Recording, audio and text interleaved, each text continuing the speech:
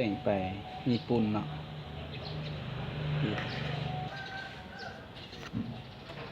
เดินเราไปข้อที่1เนาะใจผลของสมผล x เท่ากับ2ลบ5ส่วนของ x แม่นวิธีแก้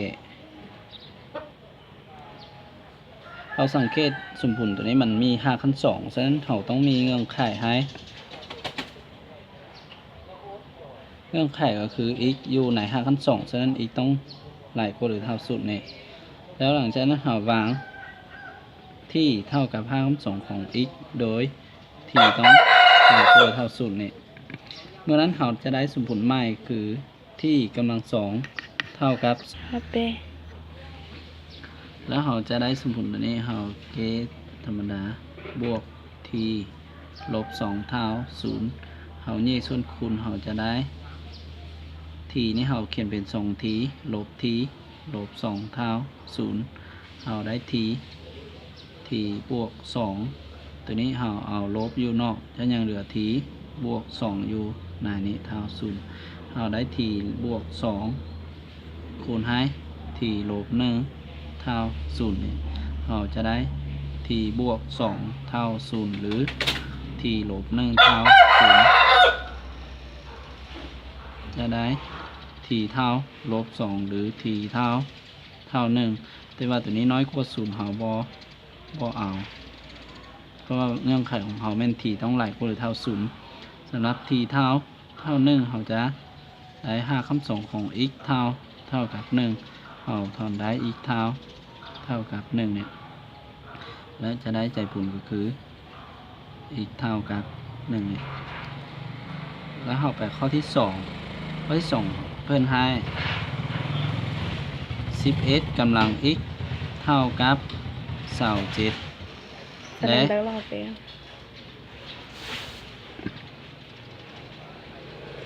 ละ99กำลัง y เท่ากับ81แล้วค่าของ3ส่วน x ลบ4ส่วน y เท่ากับเท่าไหร่วิธีแก้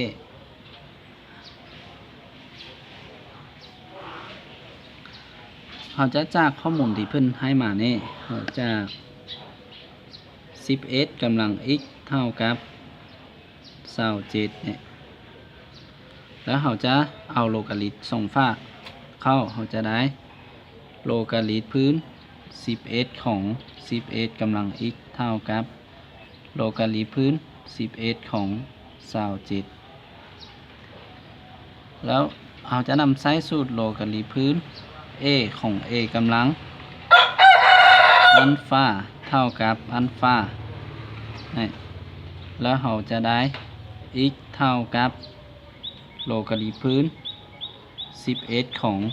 27เนี่ยแล้ว27เนี่ยเราเขียนเป็น3กำลัง3ก็เลยได้โลกาลิตพื้น11ของ3กำลัง3แล้วจะเท่ากับ3โลกาลิตพื้น11ของ3เนี่ยโดยตัวนี้เราใช้สูตรว่าโลกาลิตพื้น a ของ b กำลัง n เท่ากับ n คูณโลกาลิตพื้น a ของ b เราได้ x ตามตัวนี้เราจะถอนเอา1ส่วน x จะเท่ากับ1ส่วน3โลกาลิตพื้น11ของ3เนี่ยเราจะเท่ากับ1ส่วน3โลกาลิตพื้น3ของ11เนี่ยโดยตัวนี้เราจะใช้สูตรว่าโลกาลิตพื้น a ของ b เท่า1ส่วนโลกาลิตพื้น b ของ a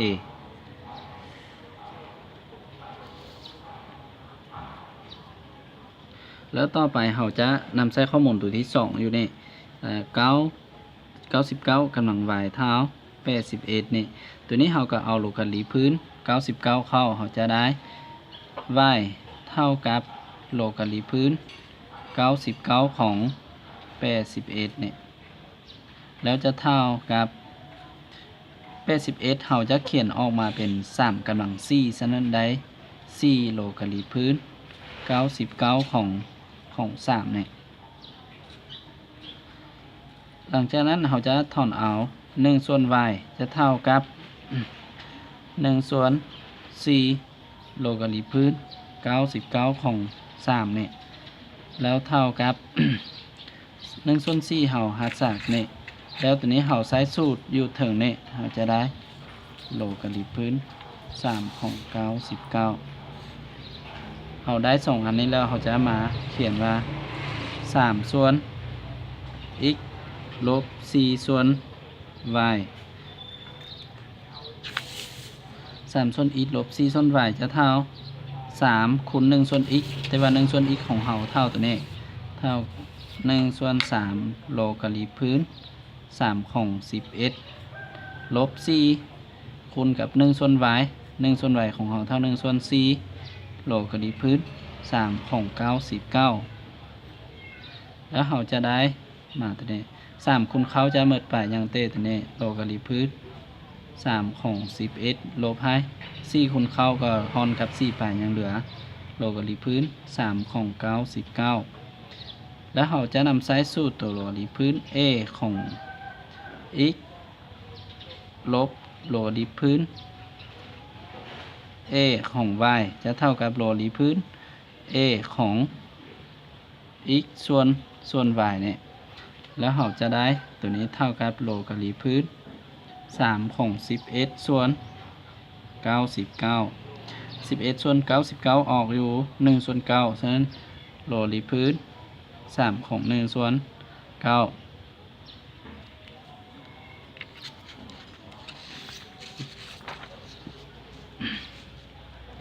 ต่อไปเราจะได้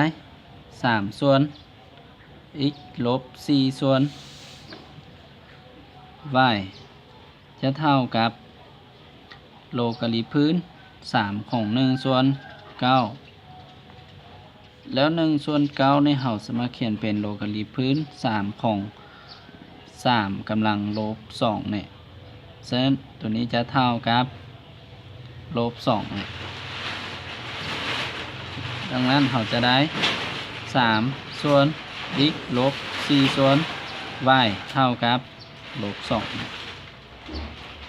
จะเป็นคำตอบที่เราต้องได้ไปสอบนะ